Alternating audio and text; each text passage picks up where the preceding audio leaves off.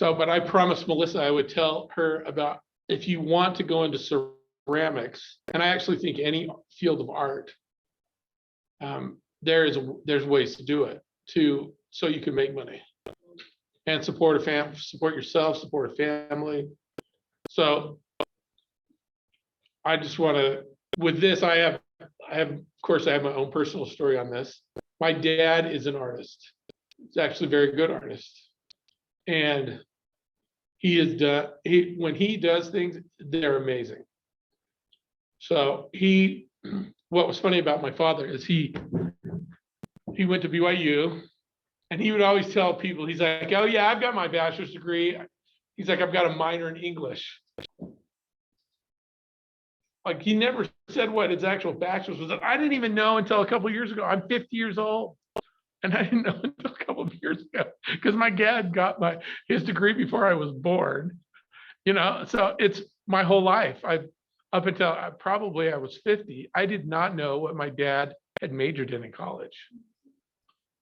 I guess he was embarrassed to tell people he majored in theater arts. That was that's what he got his. And he was really good at it. But the problem that my dad had is he never got along with authority. And so the authority figure, whoever it was, whether it was the principal of the school or whatever, would run him out of town, would get him fired because he just wouldn't play by the rules. And that was really what my father's problem was. And the reason I explained that, so he got a job somewhere in Utah County, and he did a couple of plays for the school, and I guess they were really good. That was like when I was really young, like 2 and 3 and 4 years old. So, but he got fired from that job, and then we moved to Arizona, and he was teaching at a kind of a K through 8 school, and I do remember this play that he did there. His first play that he did there was the play that I remember was Snow White and the Seven Dwarfs, and so this was in a little town, and I think there were probably 80 kids in the school from K to 8th grade. So there's not very many students, but he put on this play, and the school had kind of a cafeteria area, but it was small. And so what they did is they would use the church right next door had a gym with a stage. And so that's where the school would put on their plays. So think about this. So you've got about 80 or 90 kids in the school. And my dad decides he's going to put on Snow White and the Seven Dwarfs. And so he built a set where the Seven Dwarfs mountain came out into the audience off of the stage. And so this is how innovative my dad was. When the Seven Dwarfs first show up in there, they're singing and if you've seen the Seven Dwarfs cartoon, hi ho, soft work we go. They would start singing that, and you would kind of hear it muffled, and there was this thing that would pop up, and the Seven Dwarfs were right out there, kind of right close to the audience. It's like they were in a mine, which is a cool thing. I mean, this is in this little town. My dad's coming up with ideas like this, and so he was really good sets. I'm sure it's probably the best play that's ever been put on in that little town, even since my dad was there. So but he got fired from that job because he didn't get along with the principal. So he worked with my grandfather had a business here in Utah. We moved back to Utah when I was like 8 years old, and he worked for him for a couple of years. Of course, he couldn't handle it working for my grandfather. And so my dad had a cousin that was in the movie business doing special effects. And just with my dad being an artist, he'd gotten his theater degree. He was perfect for this job. Because every movie, the special effects guys, what special effects are in a movie is basically weather. That's really what special effects are. But there's the visual arts guys, and they're all doing computer stuff now. But before there was computer stuff, the special effects guys got tagged to do anything kind of special, any special props. If they're building spaceships, all the special effects guys got into that. They're blowing stuff up. That's usually a special effects guy. And so my dad worked in special effects for about 12 years on probably the biggest movie that he worked on was Top Gun, but he only worked on Top Gun for like a month. And it's funny because my dad didn't know actors or anything. He had no idea who the movie stars were, which is kind of funny. It's because my dad had an ego problem. He didn't want to know who was more popular than him or something. So, but I'm trying to think of another movie. And it's been so long ago, people used to know the movies my dad worked on. There was a movie called Toys with Robin Williams. My dad worked on that. Weeds with Nick Nolte. Another one called Blind Fury with Rutger Hauer. There's a movie called Night Shift with Henry Winkler, directed by Ron Howard. That's a really old one. My dad worked. That was I think the first or second movie my dad worked on. So, and it's been a long time. I've seen some of those movies. And so he did that, but he just burned his bridges there. He couldn't get along with his cousin. Anyway, so he's an artist. And so I always thought growing up that you couldn't be an artist to make a living, because my dad was an artist and a good one, and he couldn't make a steady living for our family. So I'm like, I am not going to do what my dad did. So when I started college, I was going to Dixie, and I thought, I'm going to go into business because I am not going to do what my dad did. I'm going to go into business. So I started taking the business classes and going through. And at Dixie, and they still have this, and this may be even the same at Salt Lake Community College, the price for 12 credit hours or the price for 20 credit hours, anything in between, was the same. Is it similar here? How do they price it here? I think they probably charge you per credit hour. Well, Dixie, and when I went back to Dixie like 15 years ago, it was still the same, where you could, and except instead of 12 credits, it's up to 30 credits a semester if you could handle that. When I went back 15 years ago, and I don't know if it's still the same, but that's the way it was. So when I was going to school, I'm like, I can take about 17 credits a semester without getting into too much problem. Without having too much of a problem. So I had 3 extra credits, but I'm like, they're giving me credits. I might as well take something. So I thought, I'll take a ceramics class. That sounds like fun. I've never done ceramics or pottery. I want to check it out. I've got 3 extra credits. I mean, I'm thinking to myself, I knew who the ceramics teacher was. I'd taken 1 art class from him as like my general ed, and I knew that it was going to be a pretty easy A if I just, showed up for class. And so I go to class and I get into pottery, and I loved it. I mean, there's a book out there called Flow, talking about when people get into the most optimal productive mode, they call it flow. And maybe you've been in this situation, like if you like to skateboard, or you like to ski, or you like to do puzzles, or you like to play video games. And probably those of you who play video games, have you ever played a video game where you just start playing a video game, and like 5 hours later, you have no idea where all that time went, but you were just focused on that video game for like 5 hours. Well, totally. Call of Duty. Yeah, Call of Duty. I mean, my current addiction is Minecraft, playing with my kids. I mean, we can just play for hours. Skyrim, is that what you said? Yeah, so there's all these games like that. So they call that flow state. Well, I can totally get into that flow state doing pottery. Like I would put in a tape. This is before, like now, I put in a tape and I would just let the tape go, and I could do pottery for hours. I thought, this is awesome, but I never in my mind that I think I could do that as a career, but I loved it. And so I took all these pottery classes. Nobody even really suggested that I could make a living doing it. I just thought, no, I don't want to be an art. I love to do this, but I don't want to do it. So I finished my associates at Dixie College, and I got a job at a company, and I worked there for 10 years. And I had the company, it was a startup, and it got really big. and it was a great run. I got to travel all over the world working for the company. It was a technology company. But after about 8 years in, I saw this opportunity with the internet. This was right as the internet was starting to take off. And I thought this internet thing is going to change the world. And I was tired of working for my company, and I started looking for jobs, and I'm like, I need a bachelor's degree.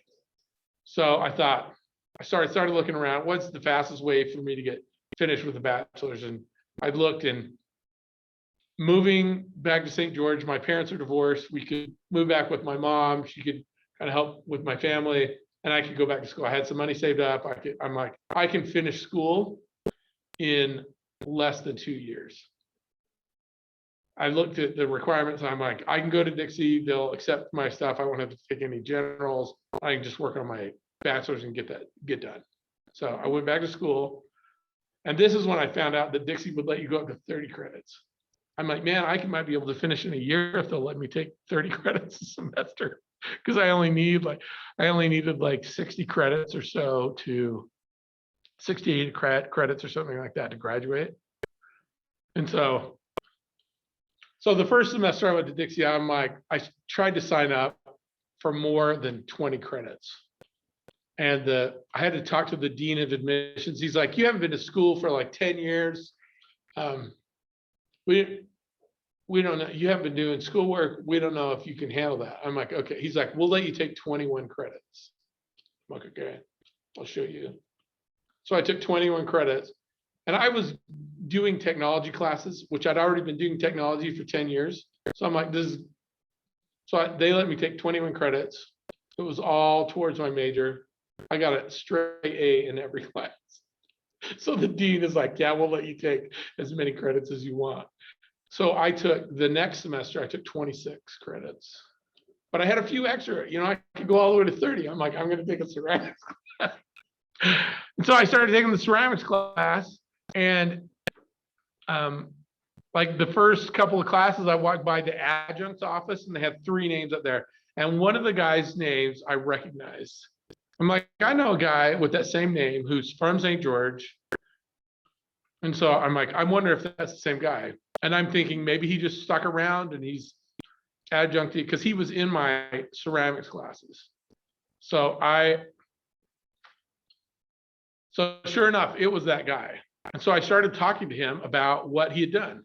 He had majored in ceramics.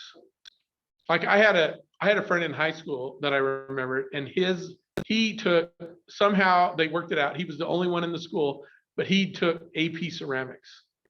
There's an AP ceramics. Most schools don't offer it, but you can find out the curriculum. And so the regular ceramics teacher at that high school had AP ceramics. My friend didn't do that, but there's opportunities to get like college credit, AP credit if you take ceramics.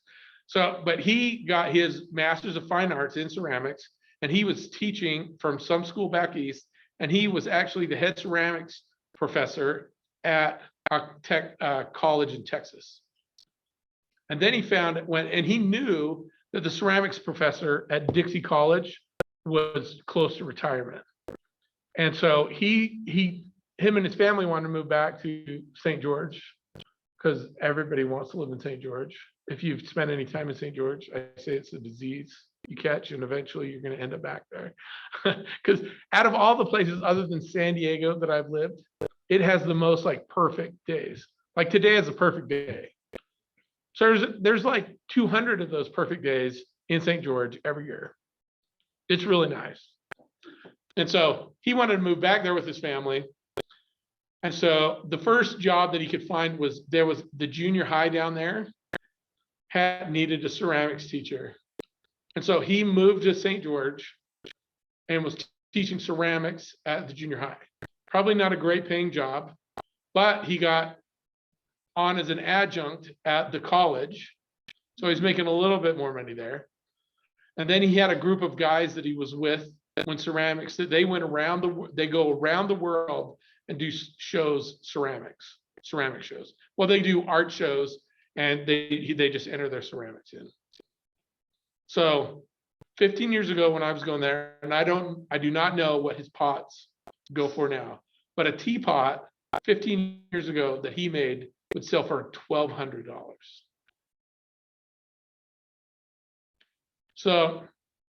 So again, while I was going to Dixie, they changed my requirements for my major, and so I could take another art class. And there is an artist that teaches at Dixie. His name's Dale Parson. You ever heard of Dale Parson? Nobody's ever heard of Dale Parson. So Dale Parson teaches down at, and when I was down there, I'd seen him. He had done some portraits of some people that I've seen. So I asked him, I'm like, how much does it cost for a portrait? It's 15 years ago, so it's higher now. He's like, if I do a portrait for somebody, I charge $8,000. $8,000. $8,000. I said, how long does it take you to do a portrait? He's like, about 3 days. I'm like, that's crazy.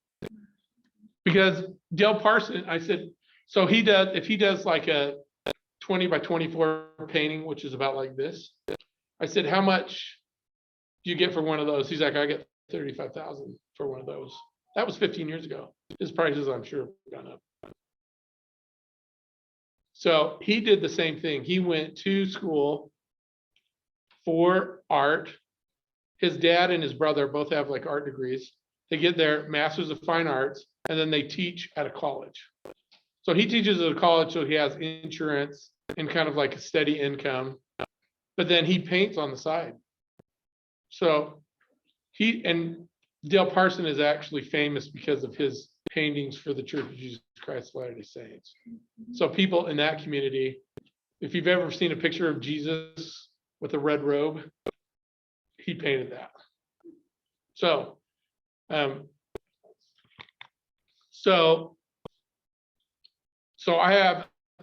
know two people that are artists who make a perfectly good living for themselves and their families, and they're actually making more money than I am making.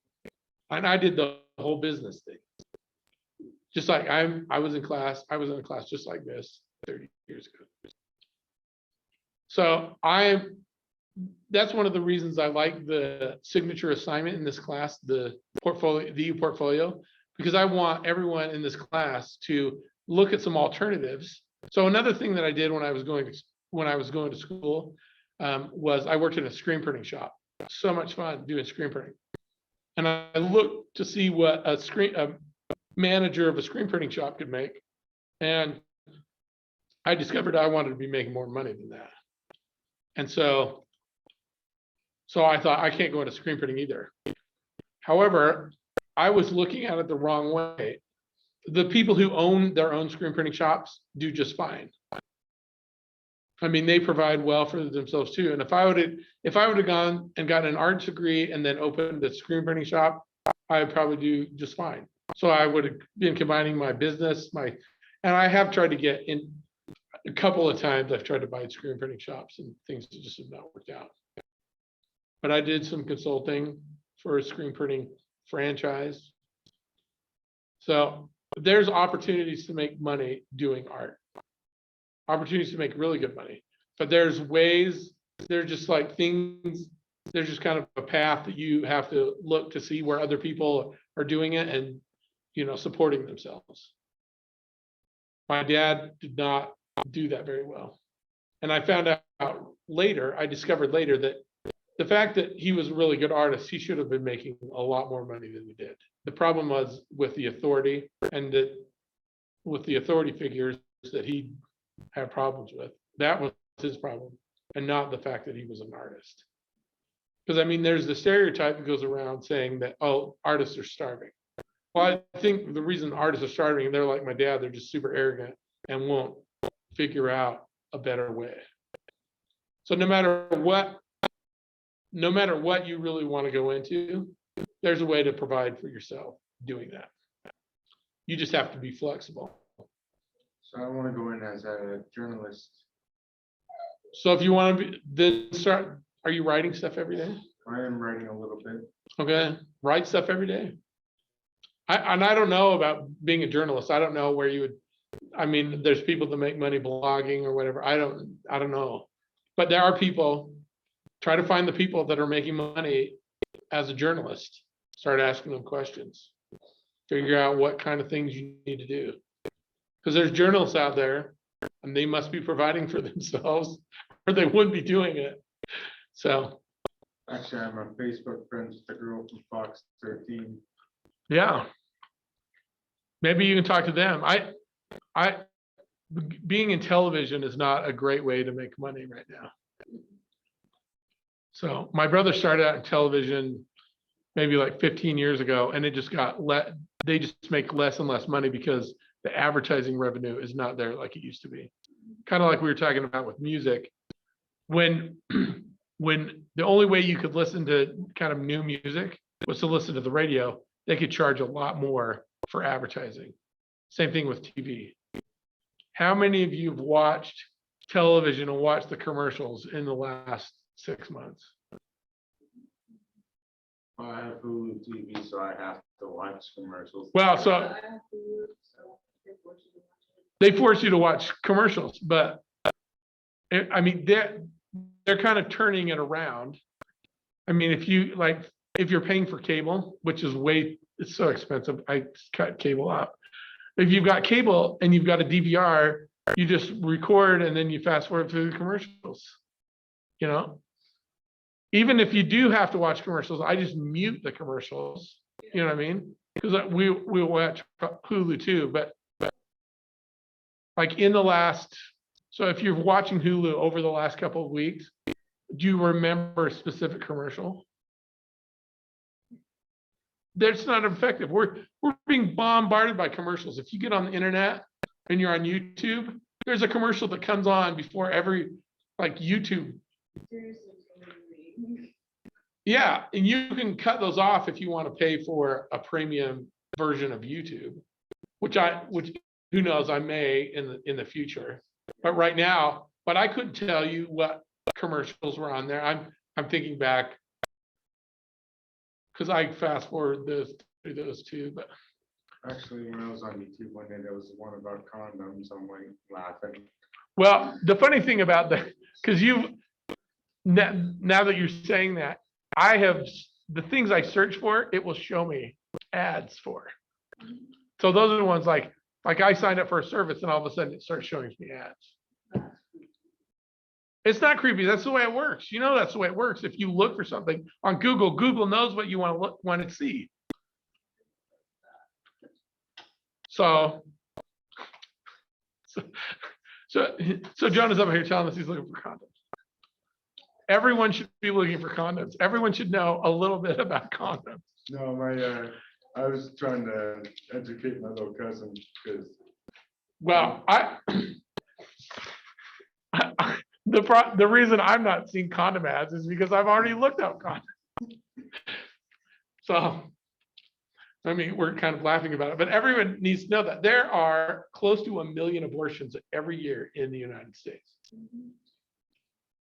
People need to be searching for condoms. And I was reading something from this lady a couple of years ago on the internet. She was complaining about it. And so there's 4 guys in here. As men, we are the ones responsible.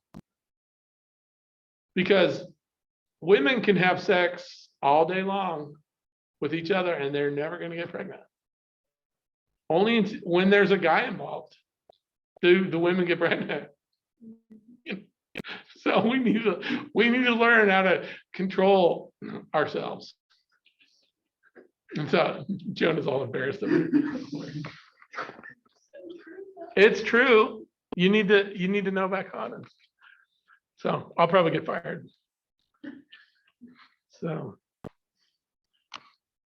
I'm gonna have to take, and that's recorded now too. I'll have to cut that out of the recording. All right. So pricing and distribution. We have a couple of fun things we can talk about. We can talk about music. I think it's probably be safer. So we've got all these different pricing strategies and then how it's going to be distributed. We talk about break-even point. So these are the concepts we're going to look over this week.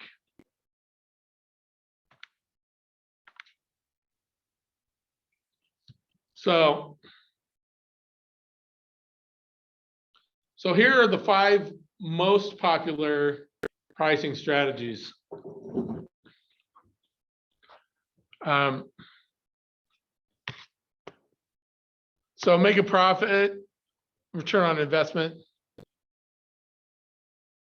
So an example is you need to make a certain amount of profit to get a return on investment. So we talked about profit.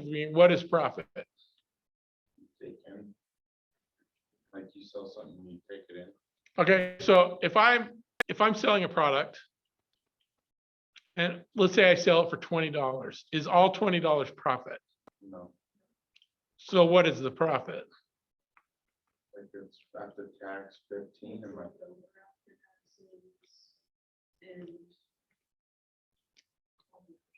Yeah, cost of the product, what you have to pay somebody to sell the product. So all that. So profit's what's left over the top. So they're saying, we're going to price. And so match or beat the competition. We see this with gas stations. You see gas stations like two different brands of gas, or they're probably not even different brands of gas, but two different convenience stores. You've got 7-Eleven and you've got Holiday Oil right across the street from each other. Are the prices usually really close? A little bit. Yeah, they're usually within 1 or 2 cents. You never see one station that's got their prices 50%, 50 cents higher than the other station. Occasionally, you might see 10-cent difference, but the 10-cent difference is like maybe for a half an hour or something, because so they're meeting each other's prices. And then there's Costco, where sometimes Costco's prices are 50%, 50 cents lower. Yeah. Actually, my dad works at Costco, so I get a little card that I know. Nice. Yeah. So yeah, we love Costco gas or Sam's Club gas. Sam's Club and Costco are almost always the same. They're usually maybe 1 or 2 cent difference. They're always the same. So this is where you're meeting. So some pricing is you're trying to attract customers.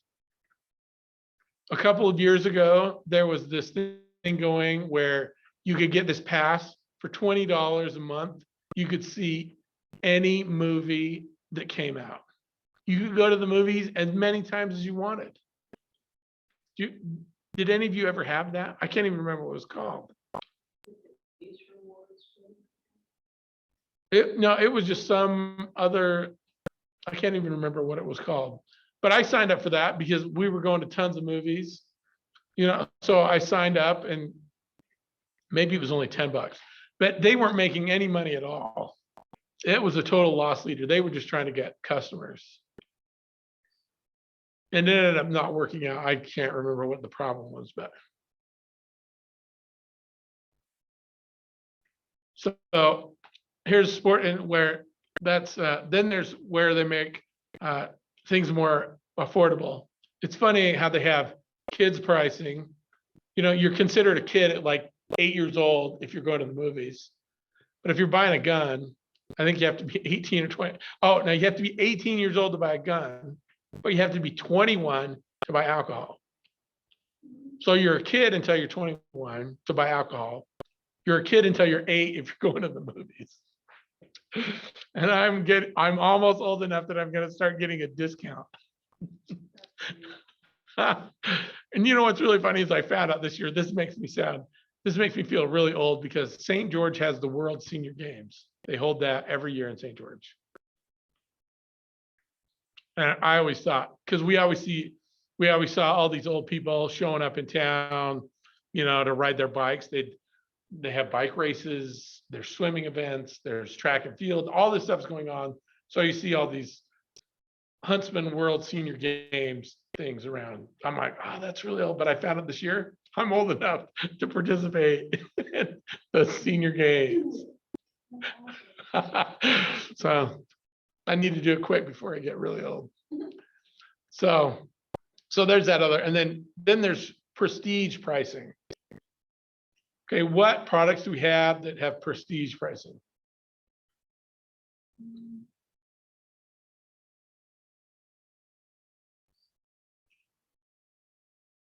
Okay, if I'm gonna go buy a car, what kind of car am I gonna buy? Probably a Ford or whatever.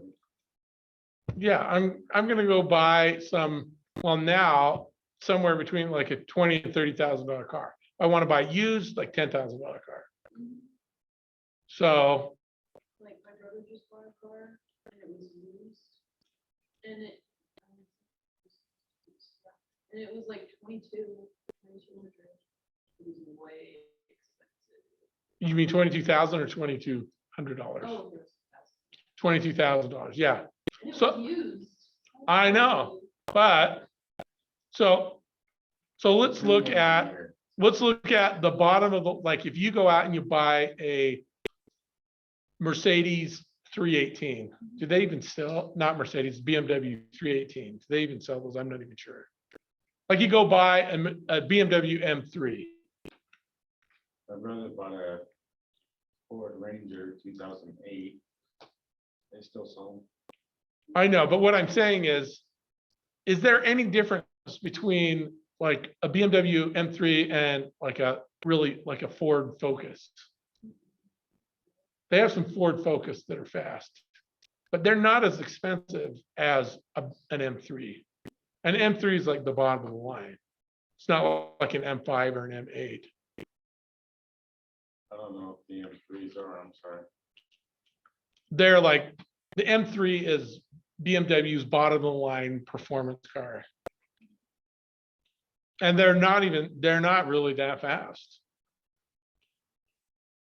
So, I mean, some of them, there's like how much, does anybody know how much a new Ferrari is?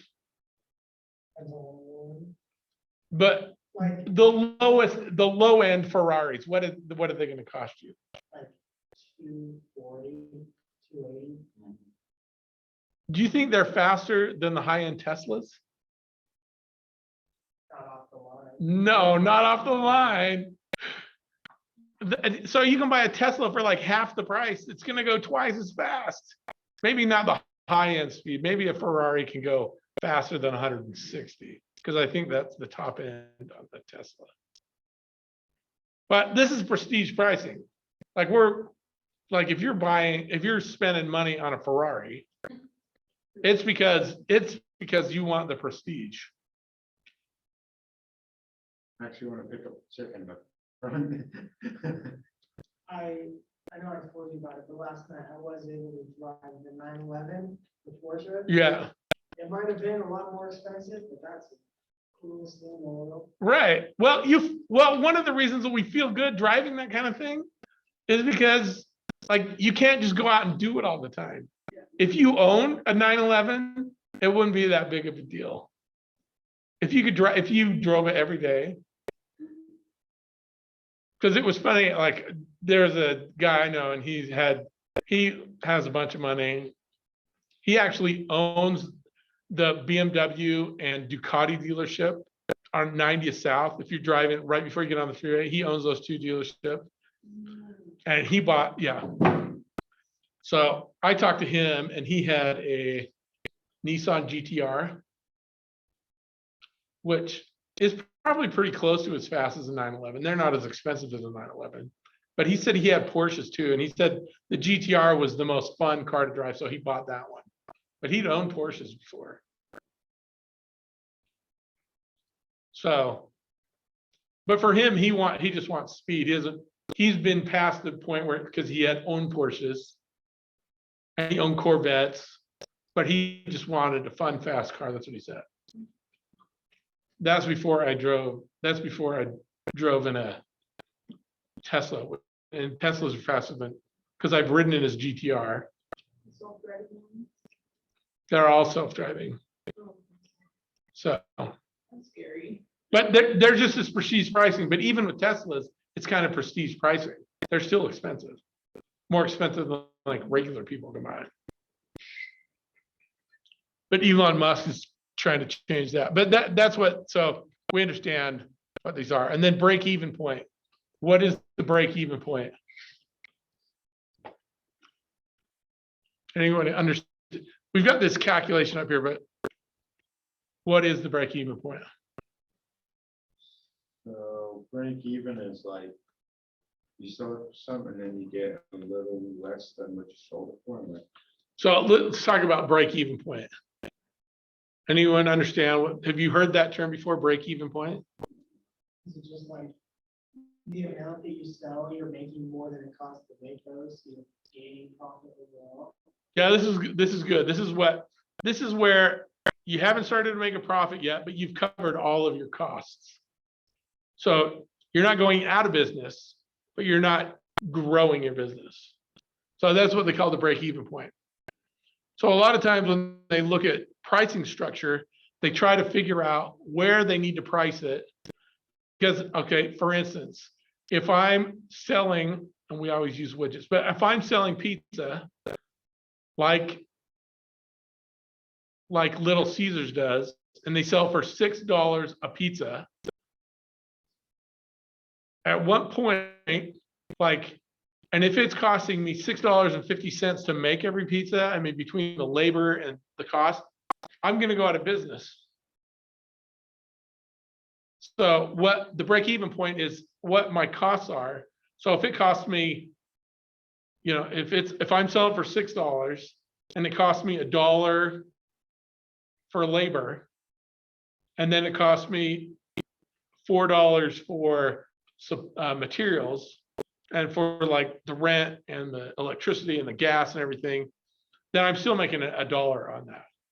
So the break even is at $5. I need to be selling the pizza for $5. So Little Caesars, they would not stay in business if they weren't, I'd say, if they weren't making a profit. But their break even point is way below the $5 that they're selling those pizzas for. So there's an analysis that goes into figuring that out. staying in business if they're going under. Well, they're not going under. What I'm saying is the way they're pricing their pizza, they know that they're covering all of their costs and making money for the owners with Okay. pizza at $5. Oh, okay. And so that's why, but they want to make more money. And so they've come up with better pizza to sell for a little bit more. Like I like Little Caesars cheesy cheeses. This is like $6. I like that pizza. I don't like their $5 cheese pizza, but I do like their $6 cheese pizza. Yeah, the deep dish, but it's even more expensive. You're right. Well, in my opinion, the deep dish is really the best. And it's so greasy. Oh yeah, it's greasy. So we covered a lot of these pricing strategies, and you're trying to target certain people. So there are these restaurants that you can only go to if you fly your airplane in there. Guess how much a hamburger is at a place like that? $8, $9. $100. Who's gonna spend $100 on it? This is the target. Yeah, like if Bill Gates flew in there and he was hungry, would he care? No. So at one point in Bill Gates' career, he was driving with some people from like New Mexico to Seattle or something. They got pulled over and he got put in jail overnight because he didn't have any ID on him. And he said it was one of the worst things that happened to him. So he carries a bunch of cash with him all the time. Do you think he has any idea how much cash he's got? How many $100 bills he has? Those are the kind of people that you're selling $100 hamburgers to, because they just don't. How big are the hamburgers? That's kind of. It's probably not even that good, but they just flew there, and so they want a hamburger. So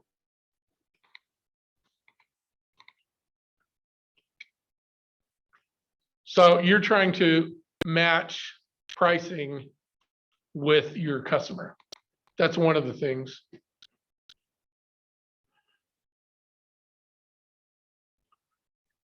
So there's all these different, and we talked about this, like discounts. Have you ever heard of this? Have you ever heard of the store Woolworths? So Woolworths were like one of the, for like 60 years, they were like one of the biggest companies. But it's what we have today that's comparable to Woolworths is the dollar store. Woolworths sold everything for like 5 or 10 cents. And they lasted a long time that way. This is the discount pricing.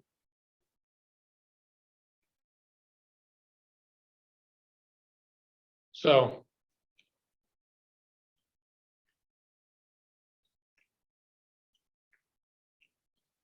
and then there's psychological pricing, which, like, if you go into Walmart, if you ever noticed in Walmart, nothing is ever $2.99 at Walmart. Just go and look. Everything is like $2.97. This is what they think is their psychological pricing. They won't ever do what other people are doing. But just like that with psychological pricing, $2.97 sounds less than $3. Is it really less than $3? No, not really. But for some reason, Like $3.99 cents less than $2. $4, right? And it must be working because everybody's doing it.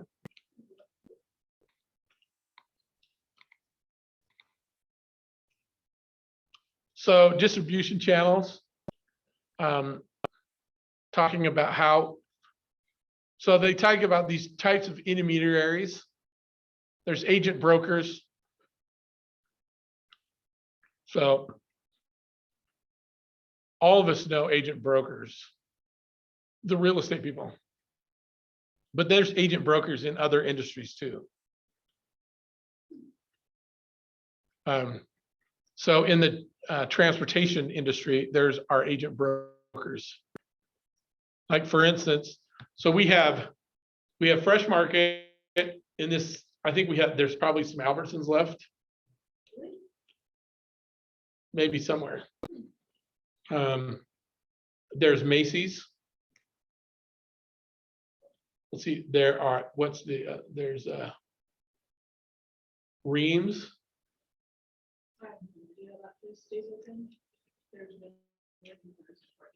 Well, they've shut down a couple of stores. Like one of them on 106 out. Anyway, so I'm trying to think, probably Smith's and Harmon's. They're all getting their stuff. The majority of their stuff in their stores is from a broker. What's it called?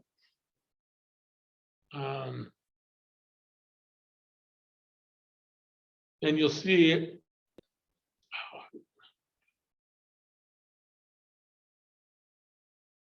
why can't I remember the name? It's like Consolidated Foods or Federated Foods or something like that. It's providing all of those, like, so soda to all of those stores. Like, you'll notice that the price on soda is like the same deal. Like, you go to several different stores because they're all getting it from a broker.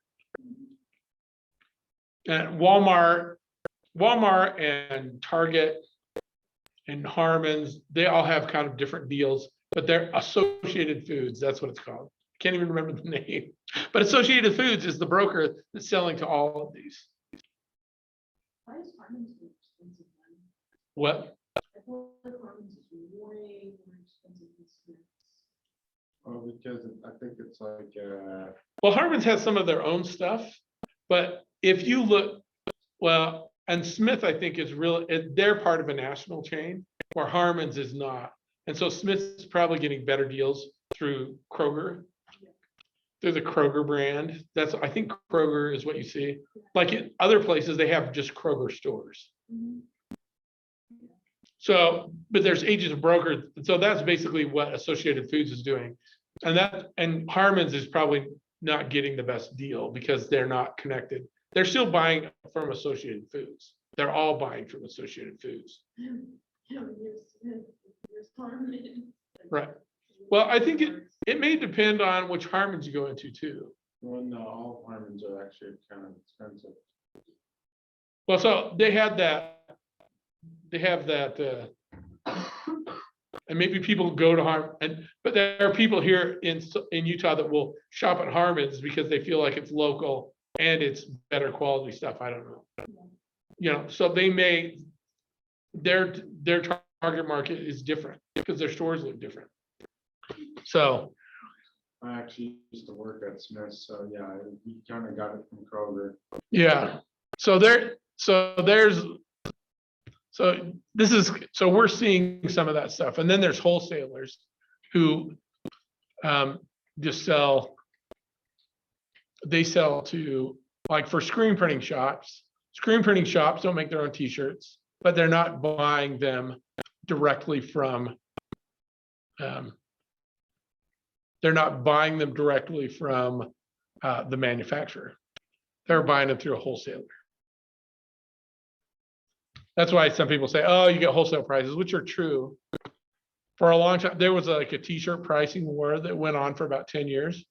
So a white t-shirt from a wholesaler for like 10 years was $1.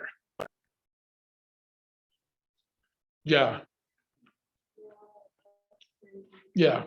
And Walmart's big enough that they get stuff. And so Walmart's prices are pretty close to what the wholesale price is on t-shirts. They've just marked it up a little bit. And so intermediaries, these are the ones that are in between. What's interesting is if you're buying something out of China, like if something's coming from China, they say it's actually 7 times the price of what it was bought from the manufacturer. So like in the dollar store stuff, I can't even imagine. And maybe they're buying some of that stuff from the manufacturers, but I always wondered why everything here is made in China and Taiwan. Like mostly. Because the United States is actually buying it from well, them and shipping it here. because the labor is really cheap there. That's the reason that the stuff is being made there. Yeah. And so there are other places like Bangladesh and places like that are starting to make, and like Thailand, Laos, Southeast Asia, a lot of those places are starting to be as cheap or cheaper than China. So, but yeah, some of that, and that all goes into the pricing strategy. So, but every time it moves from the producer to the agent broker to the wholesaler, everybody gets a little cut off of it. And so by the time it gets to us, the price is higher. But all that stuff has to be put into the pricing mix. So going back to talking about music, the music industry at one point, so you've had the producers, the artists, and they're the producers, but let's go back to this one. You can look to see. So they're the producer, and then they've got an agent that's selling it to a wholesaler. So the agent has to take his cut, the wholesaler takes his cut, and then the person like producing when it was records, so you've got the artist, and you've got an agent, and then you've got a label, and then you have somebody who's actually doing the records. And so all of those people are taking their cut. So the artists really weren't making that much money. And they're just taking so much money from the consumer. Like I was explaining before, I pay $18 for an album. So I spend basically $18 for one song.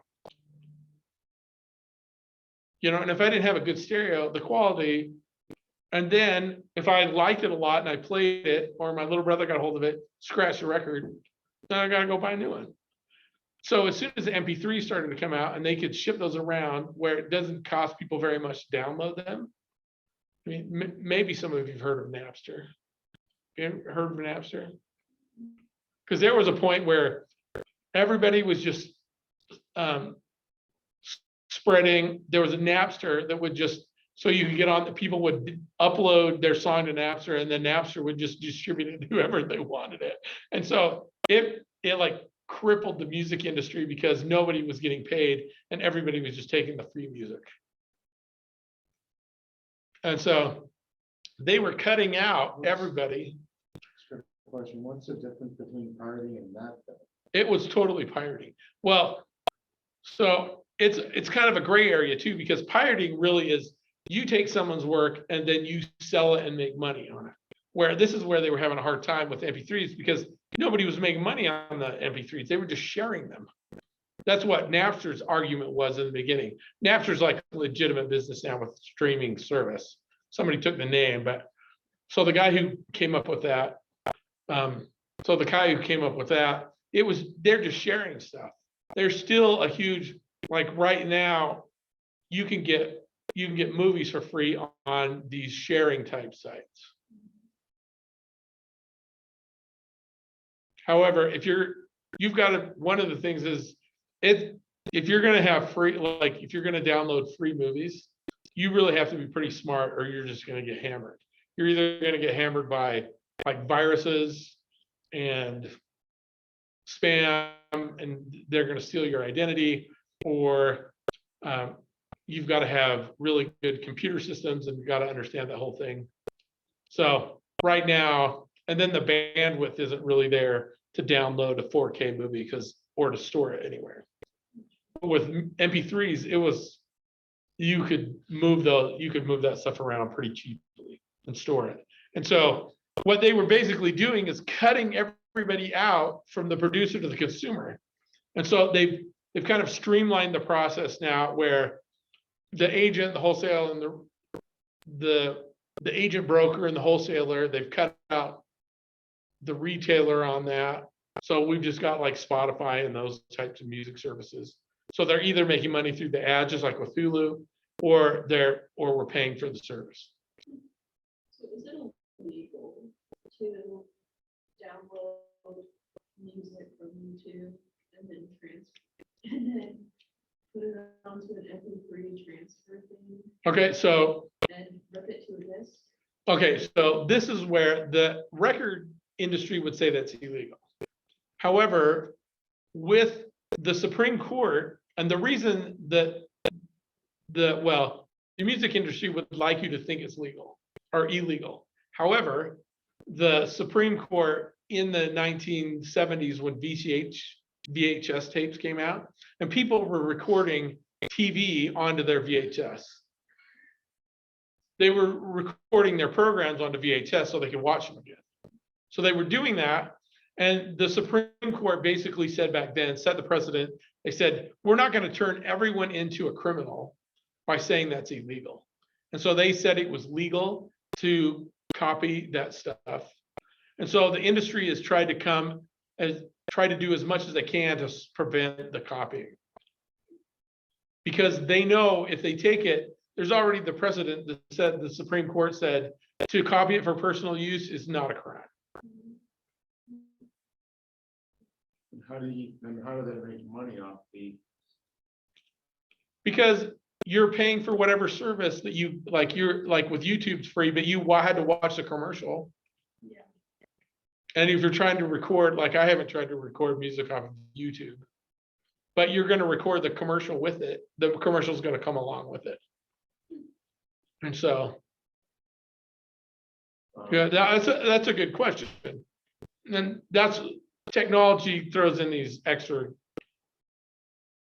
It's a physical product. It's easy to talk about stuff like this, but if it's a digital product, which a lot of what we're buying now is digital products, this is a different type of distribution mix.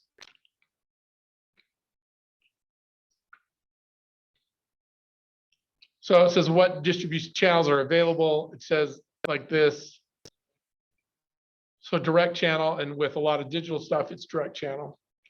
But I mean, like the Play Store or the App Store for Apple, they're kind of becoming the retailer, and they take a percentage of what's happening. So it's basically a one intermediary system. So, but you can go around, you can get around the app stores and distribute apps that aren't on the App Store.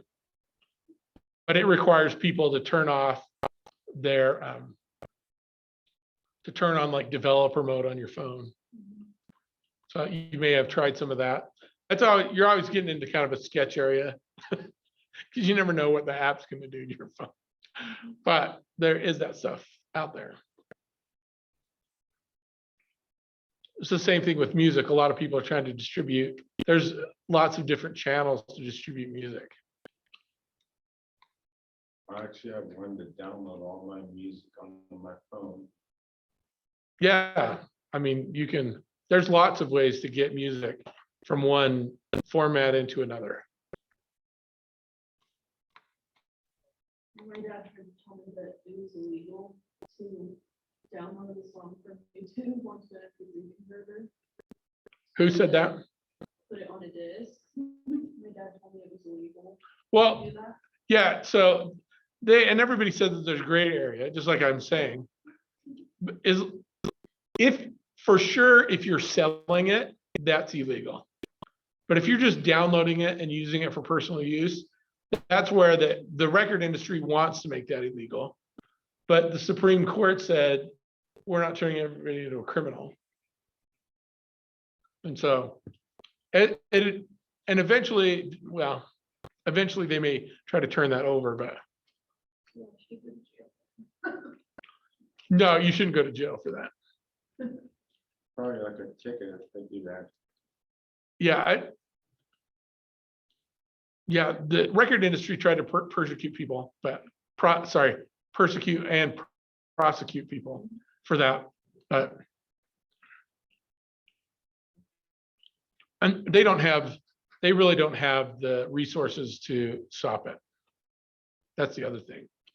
So what the industry really needs to do is just create a situation where it's so much easier. It's like for me, it's so much easier to just pay Spotify to get the music and not have to worry about the viruses and everything else. Or having to, like if you're doing it off of YouTube, I imagine it's not just as easy as, you know, if you could pay for it someplace.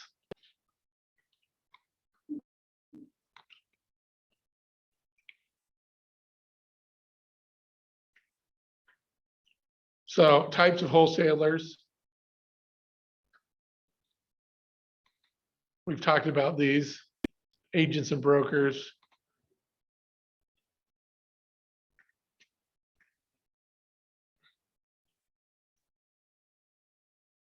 So here's different types of retailers.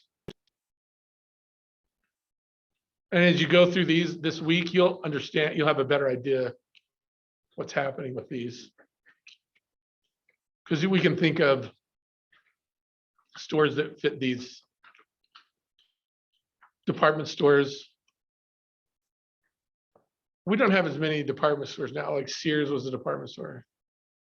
I mean, we got Kohl's in West Jordan, but I don't know if that's. But I think that's like Kohl's is probably, what does Kohl's sell? I mean, they just sell clothes. I think they're more of a specialty store. Like department store would be, well, Target and Walmart are. See, this is where the department store and the super center, well, department stores would be, well, you could make arguments that Walmarts were super centers and department stores.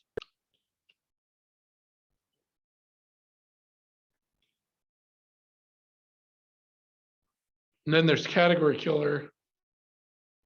And I'm not sure where that would fit in.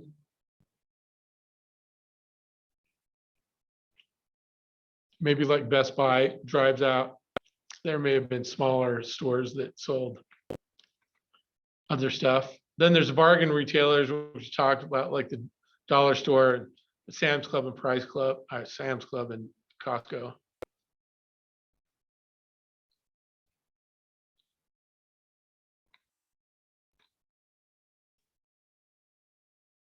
Non-store retailers, vending machines, direct selling, which is door to door, multi-level marketing. catalog. And it's interesting how all this is blending together because of technology.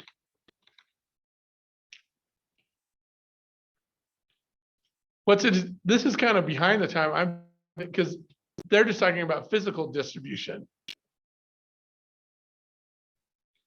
But there's a whole lot of like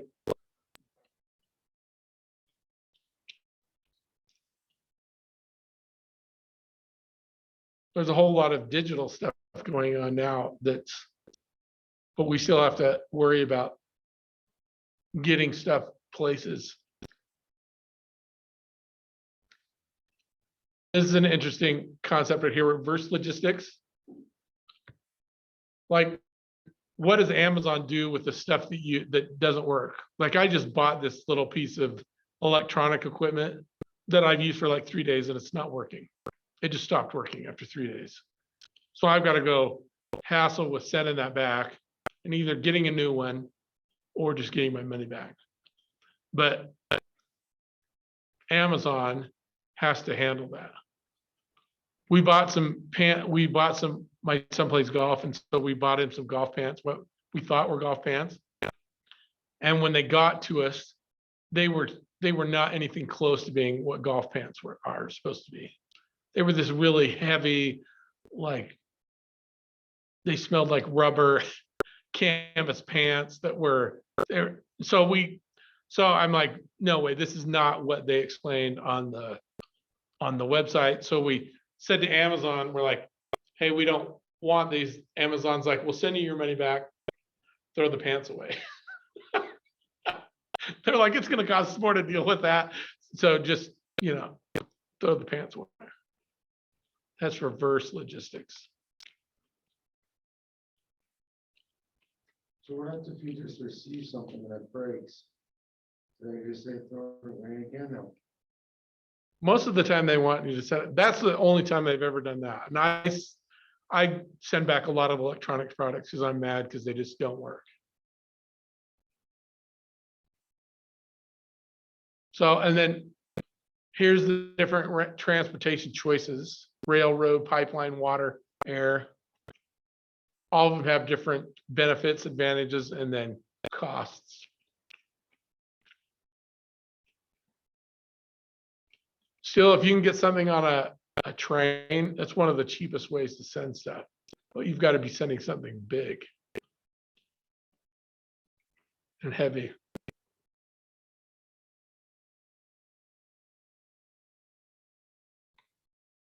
So I have a question. So is it cheaper to do like a train ride over to somewhere than the flight? Oh, it's usually cheaper to fly. Okay, I didn't know. I was wondering.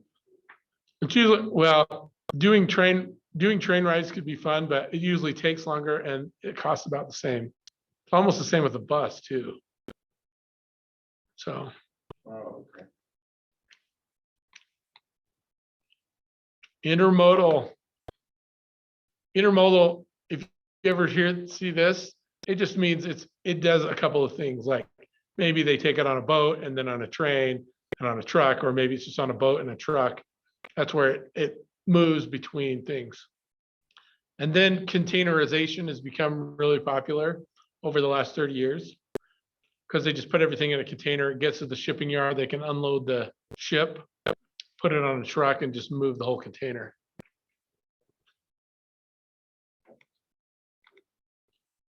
So that's it for this week. Any questions or suggestions? This is not the most exciting thing. You're affected by it every day because you have to deal with. And here I am advertising. How many of you know what that logo is? Come on. It's soccer, right? What? Soccer. That's good. You got the soccer out of there.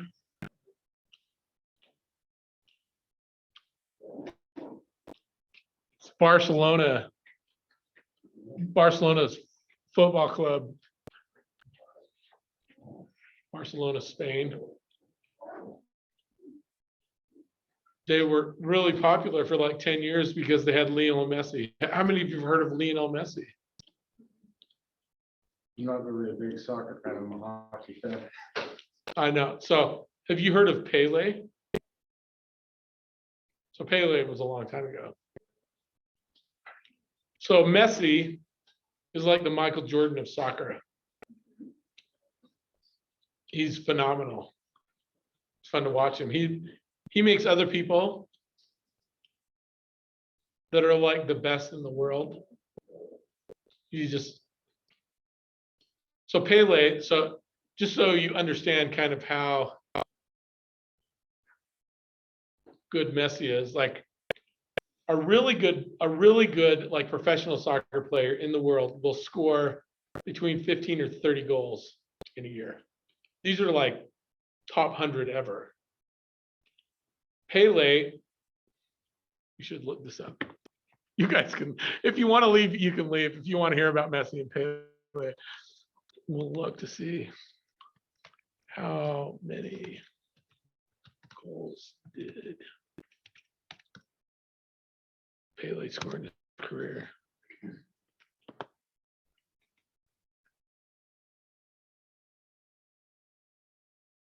Well, if he was part of a professional, did he score like thousands? Come on, History Channel. Oh, hold on. I'm going to pull this up over here so we can see.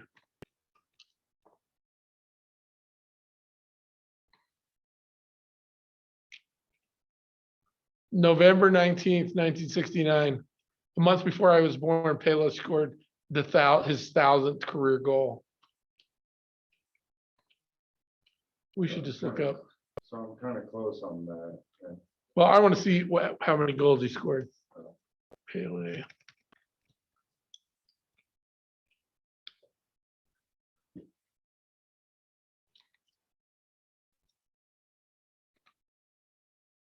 So this is Pele right here. Let's see. Oh, 1,200 goals.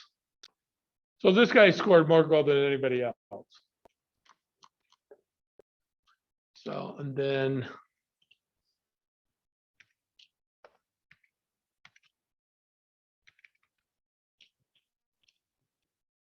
Messi. So this is Lionel Messi.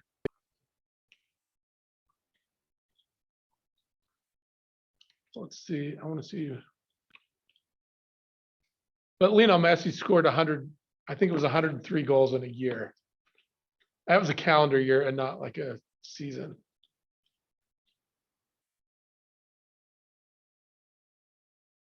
Let's see what he.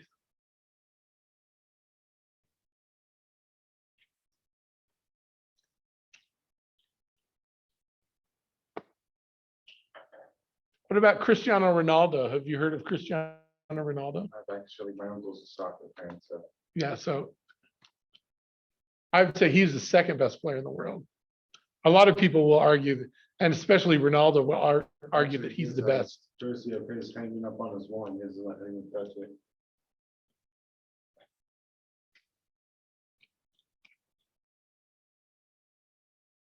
So here's his career total, 686. So this guy's like the Michael Jordan of the soccer world, and he's only got half as many as Pele did.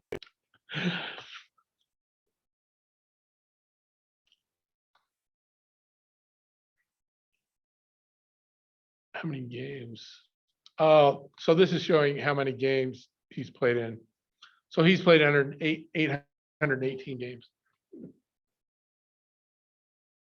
So he plays for the professional soccer team in Paris now, but he played for Barcelona. That's who the logo is for.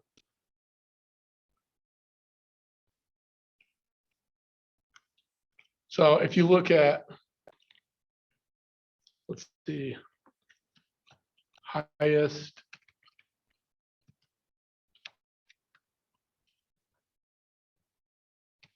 paid sports.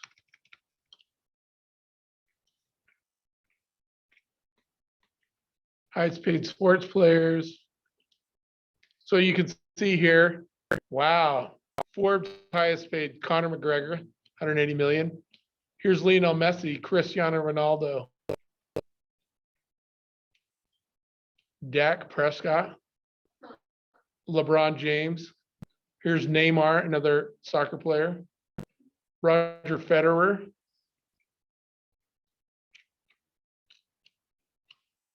Lewis Hamilton. How many of you knew who Lewis Hamilton was? Come on. Do you know what F1 is? Racing, yeah.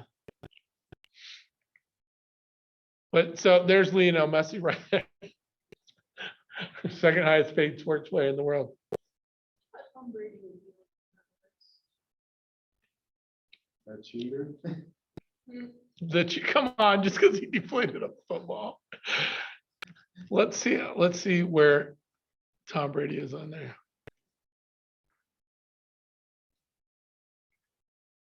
Nine. what? No, no way. There he is, ninth.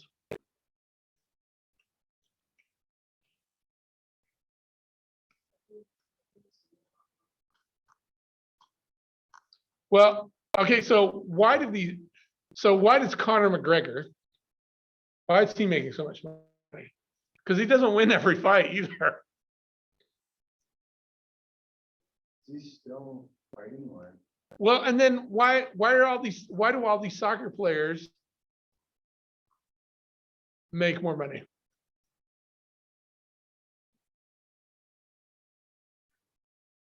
Okay, so Cristiano Ronaldo was playing in the Spanish Premier League, which is like the Spanish professional league, and Lionel Messi, they are both playing in that same league. So Messi was playing for Barcelona, and Cristiano Ronaldo was playing for Real Madrid. And when those two teams play, they call it the Classic, or El Clasico. So like the classic game. So twice a year, they would play each other there. When they'd have that soccer game, so twice a year they have the soccer game and those two guys are playing, the viewership was like twice what a Super Bowl viewers would be. Just because it's got world appeal. It's not just the United States, it's the whole world likes soccer. That's why these guys get paid more. And the same thing with Conor McGregor. That's like a world universal thing. People like to watch people fight. So it's interesting to see. It was funny, like I was living in San Antonio and I had the scout troop, and one of the kids had just moved. His parents were from New York, but they both spoke Spanish. And so he had grown up in Spain. So he was like 13 years old. And it was right after the Super Bowl. And it probably wasn't Tom Brady. It was a long time ago. But it was right after the Super Bowl, and all the kids were talking about, like they were talking about Tom Brady. Like, Tom Brady, just so good. And then this kid from Spain, he's like, who's Tom Brady? And all the kids are like, you don't know who Tom Brady is? And I'm like, so to the rest of the kids, I'm like, do you guys know who David Beckham is?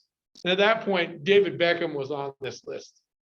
I'm like, to all these like 12 or 13-year-old kids, I'm like, hey, do you guys know who David Beckham is? And they're like, who's David Beckham? And this kid from Spain's like, you guys don't know who David Beckham is? Because it's just like, I just asked you who Lionel Messi was, and you'd never heard of him.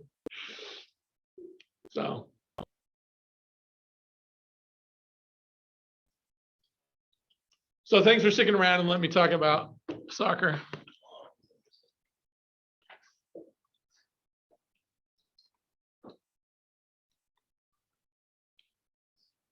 Hey, sorry to text you and call you. Oh, no problem. Thanks.